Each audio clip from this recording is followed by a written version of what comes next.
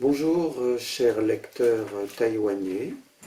Je m'adresse à vous aujourd'hui depuis mon domicile dans la banlieue parisienne, en France, puisque j'étais invité au Tibet, mais le Tibet, le salon de Taipei a lieu de façon virtuelle cette année à cause de la pandémie. Donc je vais vous parler de mes livres de cette façon. Tout d'abord, je souhaiterais vous parler du roman Nagasaki, qui reparaît à Taïwan chez Acropolis au mois de mai, et pour lequel j'aurais dû venir à Taipei.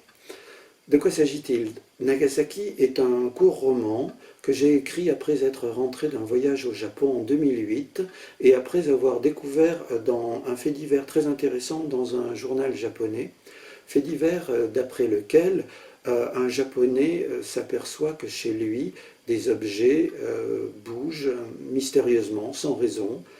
Ce Japonais part travailler et le soir, quand il rentre chez lui, il s'aperçoit que certains objets ont bougé, que dans le frigo, le niveau de bouteille a diminué, si bien que cet homme, qui vit seul chez lui, qui n'a aucune visite normalement, installe une webcam et depuis son travail observe ce qui se passe dans son appartement.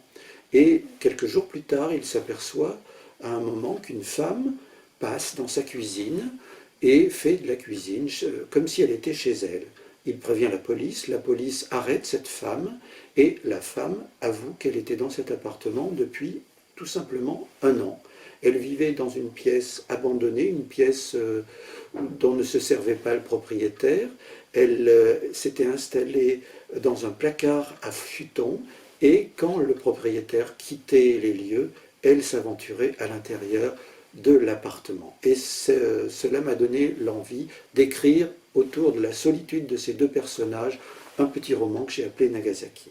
Et je voudrais aussi vous parler d'un autre roman qui est traduit et qui va paraître prochainement chez Acropolis, un roman qui s'appelle Éclipse japonaise et qui s'inspire aussi de faits divers d'actualité qui se sont passés au Japon dans les années 70, et 80.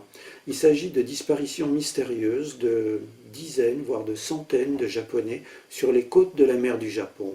Disparitions évidemment inexpliquées. Il faudra seulement 25 ans pour que les enquêteurs, les journalistes, la police comprennent ce qui s'était passé autour de ces Japonais qui étaient des Japonais tout simples, lambda, et qui étaient partis faire des courses par exemple, ou se promener sur la plage sans laisser aucune trace. Eh bien il faudra 25 ans pour qu'on s'aperçoive qu'ils ont été kidnappés par qui? Par des agents secrets venus de la Corée du Nord, et ils avaient été emmenés de force par bateau jusqu'en Corée du Nord pour des raisons politiques qui dépassaient complètement ces personnes-là.